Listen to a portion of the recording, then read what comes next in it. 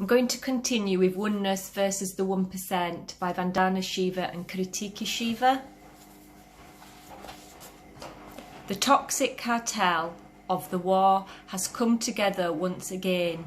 The big six pesticides and GMO corporations owning the world's seed, pesticide and biotechnology industries have been BASF, Bayer, DuPont, Dow Chemical Company, Monsanto and Syngenta.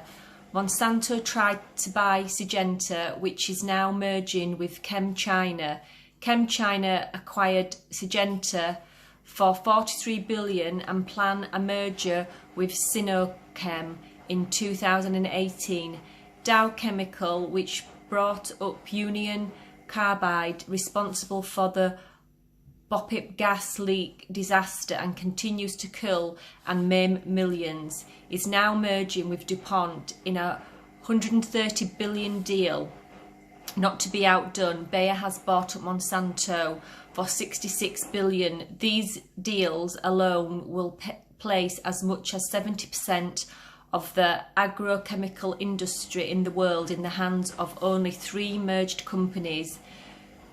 Through cross-licensing agreements, who will be in the cockpit will be decided by issues like image building, shedding liability, reducing taxes and expanding monopoly rights through patents and non-investings. According to Monsanto's website, Bayer Corp Science AG and Monsanto have entered into a series of long-term business and licensing agreements related to key enabling agricultural technologies. This gives Monsanto and Bayer free access to each other's herbicides and their paired herbicide-resistant technology. Through mergers and acquisitions, the biotech industry has become the IG Farben of today, with Monsanto in the cockpit. The latter's attempted buyout of Syngenta would have merely been an accounting and liability reduction exercise within the much larger conglomerate of industrial, chemical, agriculture and biotechnology. There is no competition between big agriculture and biotech corporations in India. Even the distribution channels for chemicals and seeds and for the credit that farmers need to buy these toxins are the same for Bayer and Monsanto. The biotech industry, the chemical military industrial complex of our times, is a singular global entity. They have no concern for what happens to the farmers' crops once they have sold their seed and chemicals, unless of course the farmers hasn't used their seeds, but the seeds have nevertheless managed to pollute the farm, in which case they sue the farmer. Sure was the case with Australian organic farmer Steve Marsh, whose field was contaminated by his neighbour's GM canola or rapeseed, part of the mustard family, but lacking the medicinal properties of mustard. The neighbour was later found to have been paid off by Monsanto. While the different corporations that came out of the war years are presented as separate, they are one in terms of past and present partnerships and their common ownership. Their big investors are the new financial giants, with the Vanguard Group in the lead. So I will show you a graphic after this page. So the mergers are more like musical chairs organised by the real owners, investment funds like Vanguard, BlackRock, Capital Group, Fidelity, State Street Global Advisors, Norgs, Bank Investment Management, MBIM and others. This game of musical chairs has 2 objectives: to expand markets and shrink liability. With a superficial merger, Monsanto, for instance, became a European company, sheds its name and with it its liabilities, even at the cost of its damage to the earth and to communities, become more visible. The 2016 Monsanto Tribunal and People's Assembly has made this shedding of liability and of name Monsanto an imperative while ostensibly shutting down its troublesome products like Roundup. Monsanto can simultaneously expand its market in Europe as a European company, and buyout will even be financed by European taxpayers without their permission or knowledge. The Monsanto Tribunal was jointly organised by movements and institutions from across the world from the 14th to the 16th of October 2016. The Hague, to hold the toxic cartel accountable for a century of crimes against nature and humanity, the crimes of ecocide and genocide, in 2 decades of R&D, countless mergers and acquisitions. So I'm just going to show you that graph.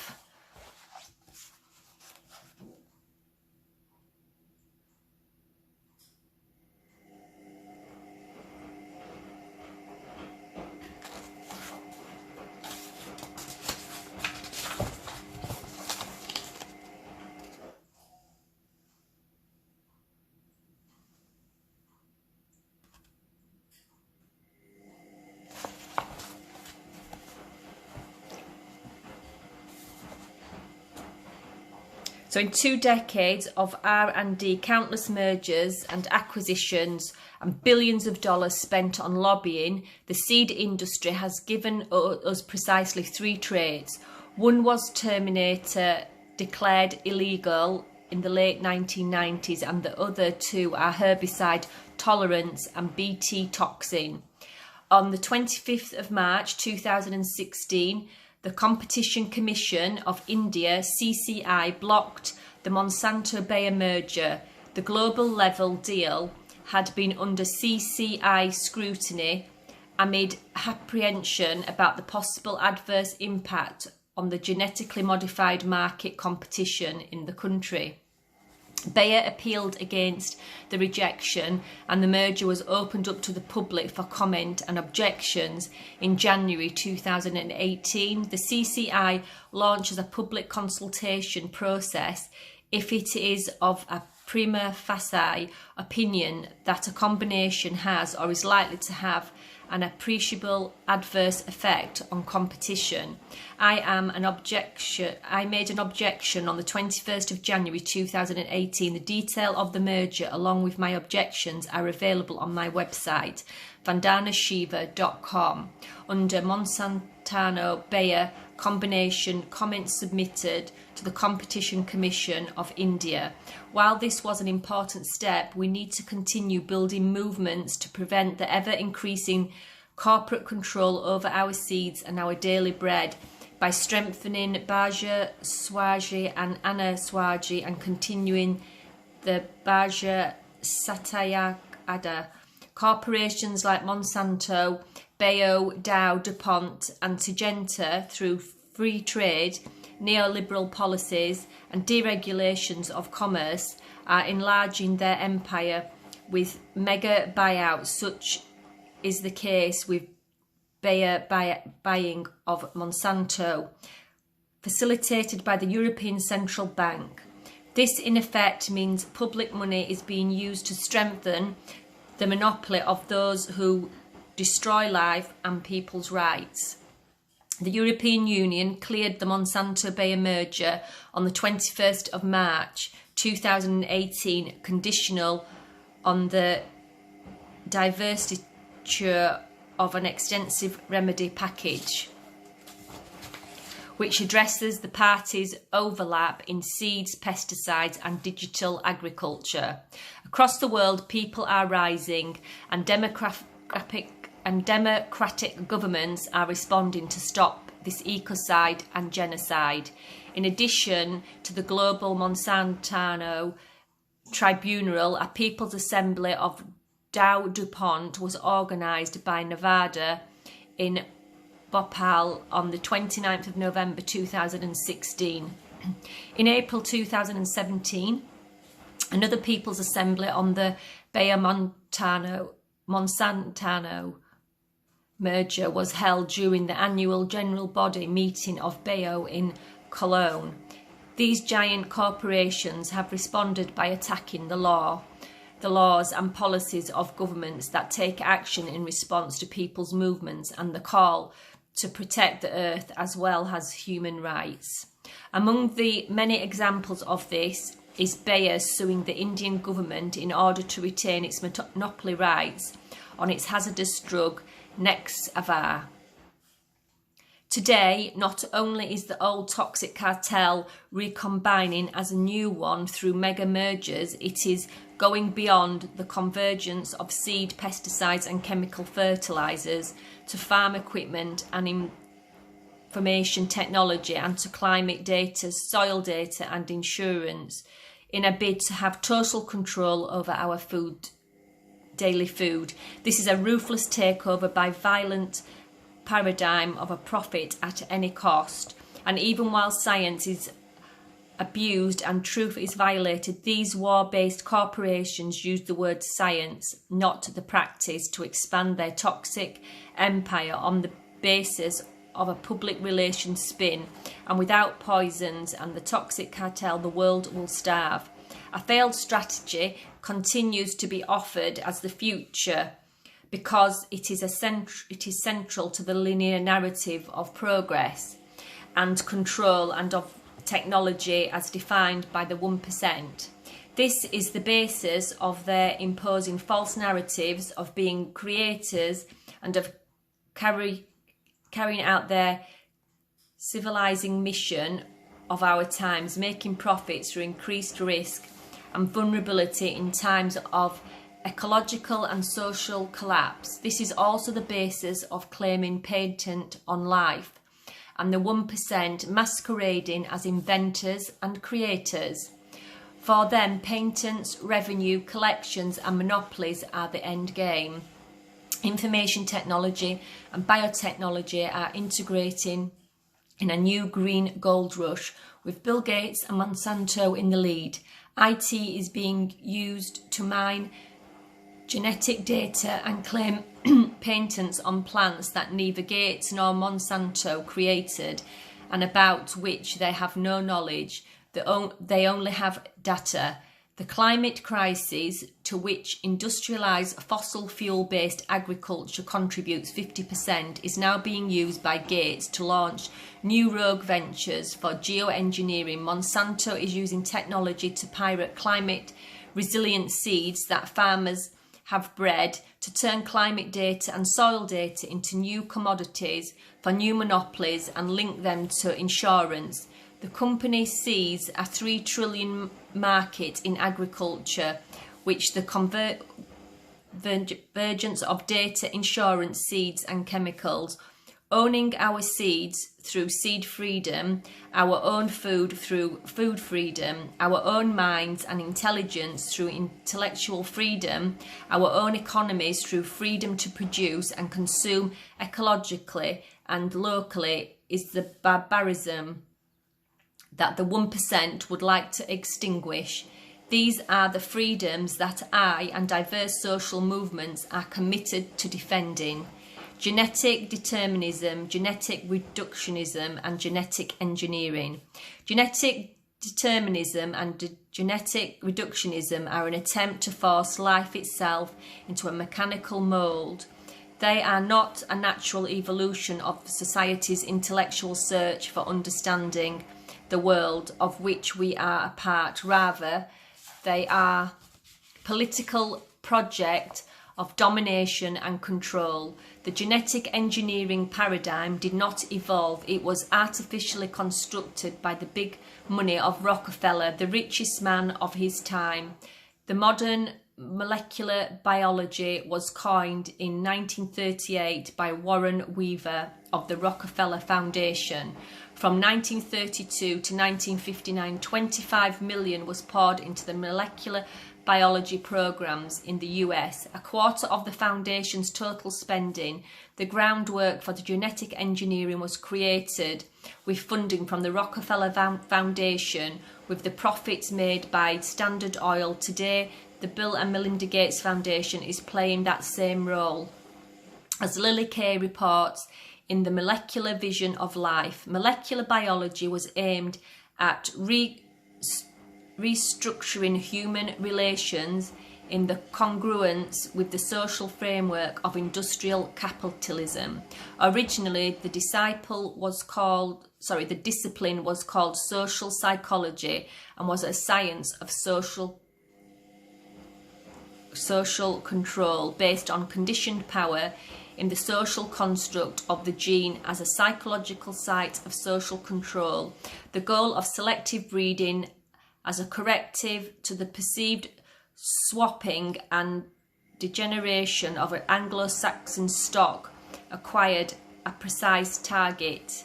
Eugenics was an important part of the project of the construction of the gene.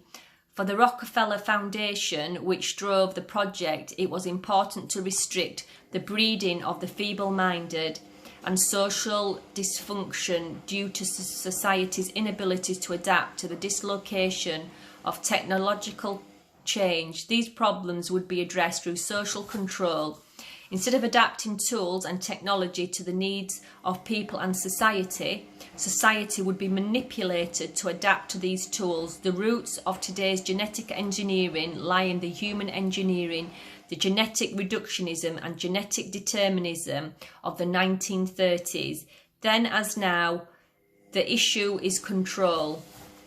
Then as now, the prejudice of the super rich and their fear of women, the poor, the migrant and the coloured shapes what they call science.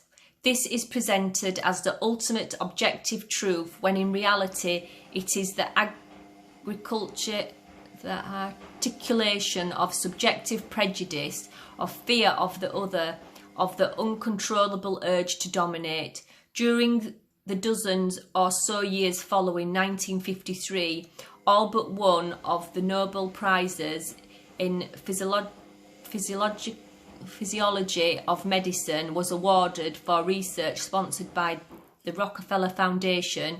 It is therefore not surprising that as the project of genetic engineering, based on an artificial science and false assumptions of how life works, starts to fail, no fewer than 107 Nobel laureates have been mobilised to defend a genetic engineering product. Golden rice, which has failed to deliver in 2 decades. A letter of support was issued on the 29th of June 2016 to Greenpeace and other groups actively campaigning against the use of GM crops. As of the July 2018, the number of signatures of this letter is 134. The genetic engineering paradigm invades life itself, redefining people and living organisms as machines to be manipulated and engineered, defining a construct. The gene as the building block of life is scientifically flawed, as Richard Lewontin has said in The Doctrine of DNA. DNA is a dead molecule among the most non-reactive chemically inert molecules in the world. It has no power to reproduce itself. Rather, it is produced by the elementary materials by a complex cellular machinery of proteins. While it is often said that DNA produces protein, in fact, protein enzymes produce DNA. When we refer to genes as self-replicating, we endow them with a mysterious autonomous power that seems to place them above the more ordinary materials of the body. Yet, if anything in the world can be said to be self-replicating, it is not the gene, but the entire organism as a complex system. Genetic reductionism is the basis of genetic engineering and GMOs, which were promoted by the toxic cartel as the miracle tool for transforming agriculture. We need to heed the caution of Karl R. Weiss, one of the most important microbiologists of our time. Society cannot tolerate a biology whose metaphysical base is outmoded and misleading. Society desperately needs to live in harmony with the rest of the living world, not with a biology that is distorted and an incomplete reflection of the world, because it has been taught to accept the above hierarchy of science.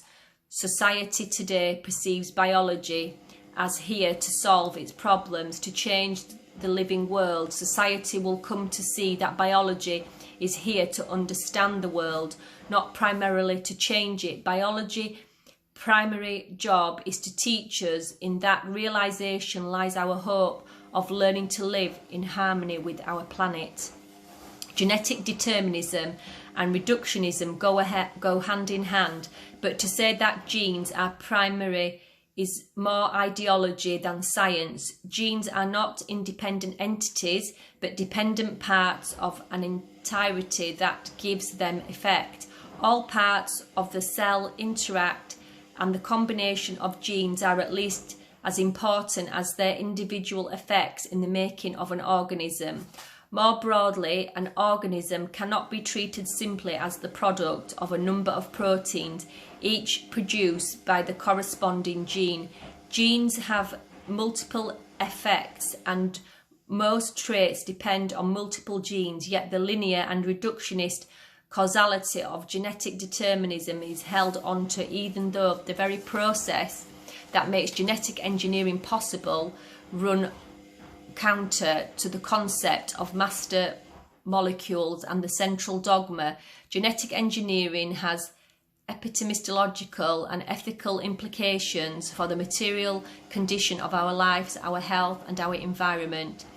It moves genes across species by using vectors, usually a mosaic recombination of natural genetic parasites from different sources, including viruses causing cancers and other diseases in animals and plants that are tagged with one or more antibiotic resistant marker genes.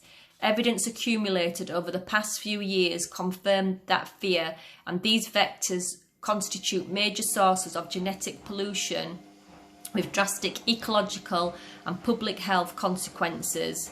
Vector-mediated horizontal gene transfer and recombination are found to be involved in generating new pandemic strains of bacterial pathogens.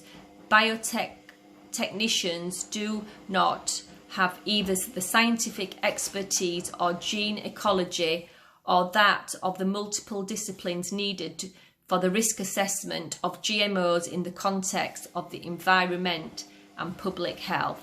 So I'll leave it there for now.